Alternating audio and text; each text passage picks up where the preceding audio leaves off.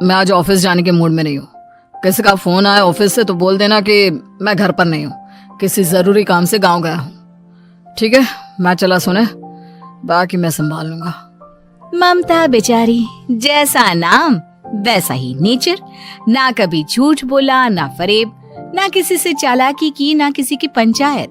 सुन लेती है पति की बात और फिर कुछ देर बाद फोन आता है। हेलो, कौन? मैं सुनील का बॉस बोल रहा हूँ। दफ्तर में इतना काम पड़ा है, अभी तक ऑफिस नहीं आया। वो क्या कर रहा है? फोन दीजिए उसे। जी वो तो सो रहे हैं, कह रहे हैं कि आज गर्मी बहुत है तो घर के मजे लेंगे। बॉस को बीवी की बात पर गुस्सा आ जाता है। तो उसे बोल दीजिएगा कि अब घर में गर्मी के ही मजे ले, कोई जरूरत नहीं है यहाँ आने की। ये बोलकर बॉस फोन रख देता है। ममता सारी बात सुनील को बता देती है। न जाने किस बेवकूफ से पाला पड़ा है, समझ नहीं आता। तुम्हारे कारण मेरी नौकरी चली गई। अरे झूठ बोलने में क्या जा रहा था तुम्हारा? ममता को समझ में नहीं आ रहा था कि उसकी खता क्या थी। अरे जो है वही तो बोला। फिर एक रोज, बहू, अरे आ बहू, कहाँ है तेरा पति? इस महीने घर के खर्चे के पैसे भी नहीं भेजे। क्यों, माँ बाप की फिक्र खत्म हो गई है क्या उसे? पाए लागू माँ जी, वो ये बोल रहे थे कि माँ को क्या है, घर का राशन, खेत का पैसा, मवेशी का दूध, फिर भी न जाने क्यों मेरे सर पर भार देकर बैठी है। तभी सुनील ममता के मुंह पर हाथ रख देता है। क्या रे कलमुँह है, हटा बहू के मुंह से हाथ। अरे क्या क्या बोलता है तू? वो तो इसकी झूठ बोलने की आदत नहीं है, इसलिए पता चल रहा है। देख मेरी सास कितनी शरीफ है। हाँ, तेरी माँ तो मोहल्ले की बदमाश है ना, और तेरी सास शरीफ है। बेटा ममता को देखता है और गुस्से से बोलता है। अब खड़ी खड़ी देख क्या रही हो? और भी कुछ कहना है क्या? माँ आई है ना, जाकर छाछ ले आ ठंडी वाली। ममता अंदर चली जाती है। माँ, इसके सच बोलने की आदत के कारण मेरी नौकरी जाते जाते रह गई। वो तो मैंने अगले दिन जाकर पैर पकड़ लिए मालिक के, नहीं तो। सब जानता है बहू की आदत नहीं है झूठ बोलने की, तो तू शांत क्यों नहीं रहता? क्यों उसे झूठ बोलने को बोलता है? फिर एक रोज, बहू जा अपनी पड़ोसन के पास और उससे बोल कि वो लाल वाली साड़ी जो उसने नए साल की पार्टी में पहनी थी, तुझे वो चाहिए। ना माँ जी, मुझे नहीं चाहिए। वैसे भी कल जिस शादी में जाना है ना, वहाँ के लिए तो मेरे पास काली साड़ी है। सास सर पर हाथ रखकर, अरे बुद्धू, मुझे चाहिए साड़ी। वैसे भी तुम लोगों में तो साड़ी का लेन देन चलता है ना, तेरी भी तो उसने पहनी थी ना।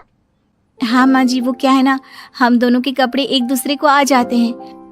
मैं ले आती हूँ आपके लिए साड़ी। बहू पड़ोसन के पास जाती है। कैसी हो निर्मला, तेरी लाल साड़ी चाहिए थी। क्यों? तू तो बोल रही थी कि तेरे पास काली वाली साड़ी है, तू वही पहनेगी, फिर लाल का क्या करेगी? अरे मैं तो काली ही पहनूंगी, लेकिन मेरी सास ने देखी थी तेरी लाल साड़ी, वो नए साल की पार्टी में तूने पहनी थी ना, तो इसलिए वो मांग रही है। ये सुनकर पड़ोसन थोड़ा परेशान हो जाती है। देख ममता, तेरे लिए तो मैं एक बार को साड़ी दे भी देती, लेकिन तेरी सास के लिए नहीं। वो क्या है ना, तू तो जानती है कितनी गंदी आदत है तेरी सास की। खाया पिया सब कपड़े पर ही पोंछ देती है।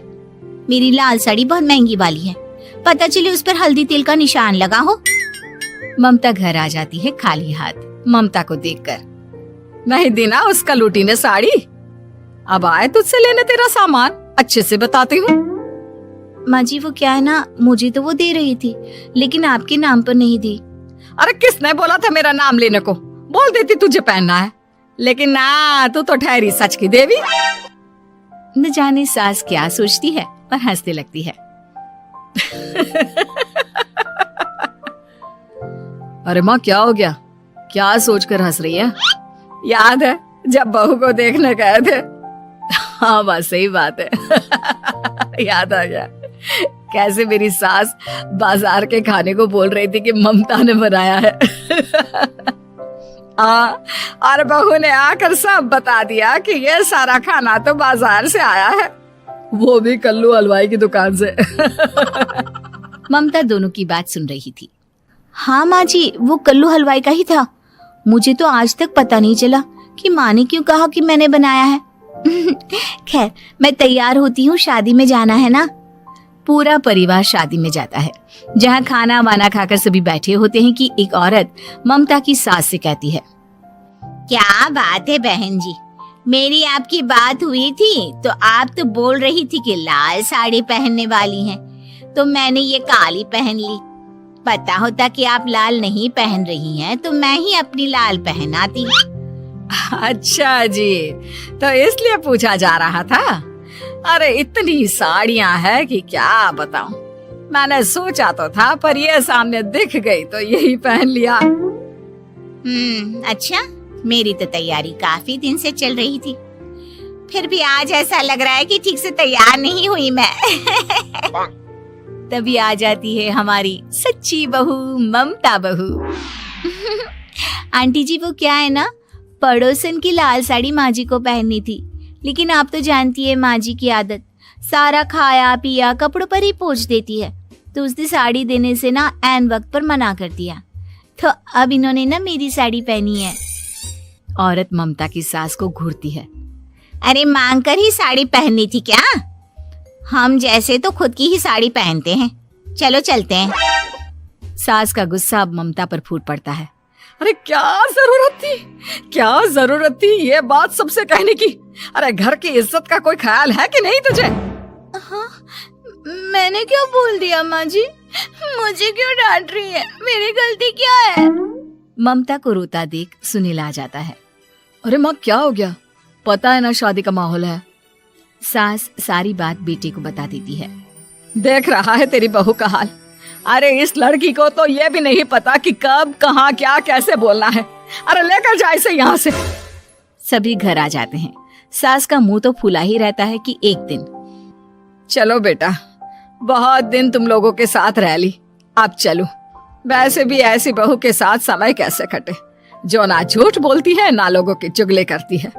अरे गांव में ही ठीक हूँ मैं, कम से कम 4 घर की खबर तो मिलती रहती है, वो भी मसाला डालकर। कैसी बात कर रही है माँ? अभी तो आई है, रह जाना, कितना अच्छा लगता है तेरे रहने से घर। तभी ममता आ जाती है। अच्छा लगता है, लेकिन आप तो बोल रहे थे कि न जाने कब तक रुकेगी, जाने का नाम ही नहीं ले रही। जाए तो कम से कम घर में थोड़ा सा फ्री सा तो फील करूं, यही बोल रहे थे कल माँ जी आपके लिए। सास बेटे को देखती है, लेकिन क्या कहती बेचारी, जब अपना ही सिक्का खोटा हो। चली जाती है चुपचाप गांव। फिर एक रोज घर की घंटी बजती है। सामने खड़ा होता है सुनील का बॉस। सुनील है क्या घर में? वो क्या ना, मैं यहाँ से गुजर रहा था तो सोचा थोड़ा ऑफिस का काम डिस्कस कर लूं। ममता कुछ कहती कि तभी वहां सुनील आ जाता है।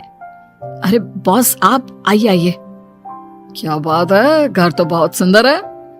वैसे भाभी जी, आपकी खूब बातें सुनी है कि आप कभी झूठ नहीं बोलती।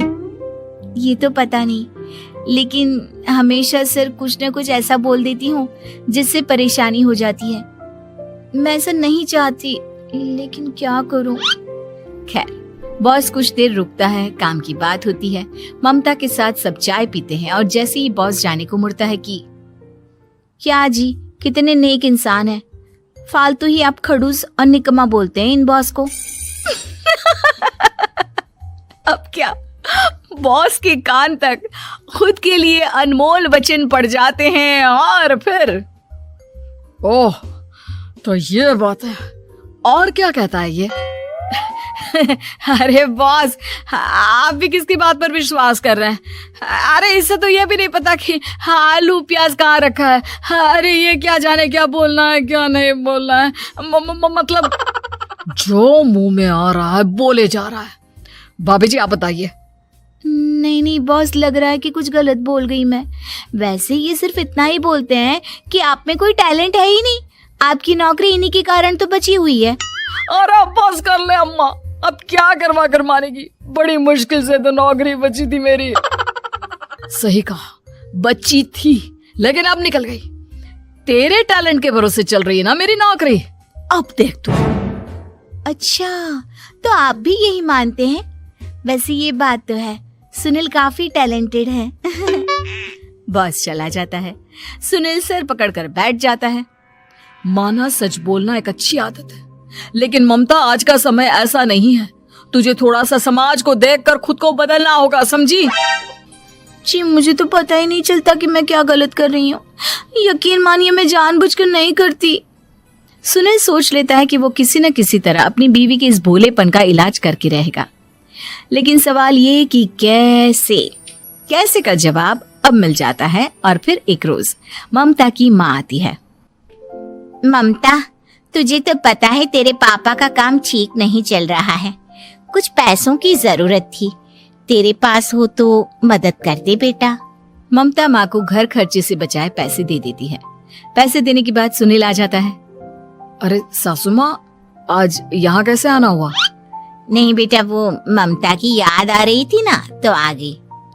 वो क्या है ना, पता है पापा का काम ठीक नहीं चल रहा है, तो माँ कुछ पैसे लेने आई थी। क्यों? यहाँ क्या पैसे का पेड़ उगा है? अरे कौन सी माँ अपनी बेटी के ससुराल का खाती है?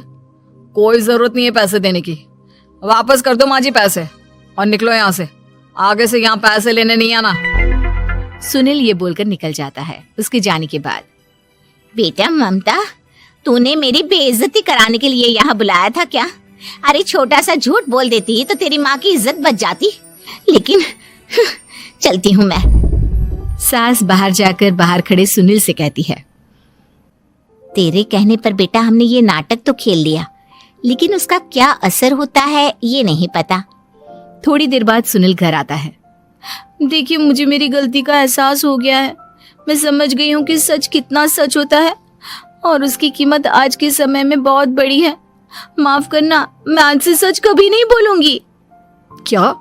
कभी नहीं? फिर क्या, दोनों मियाँ बीवी खुश रहने लगते हैं, क्योंकि बीवी को थोड़ी सी झूठ की आदत हो जाती है।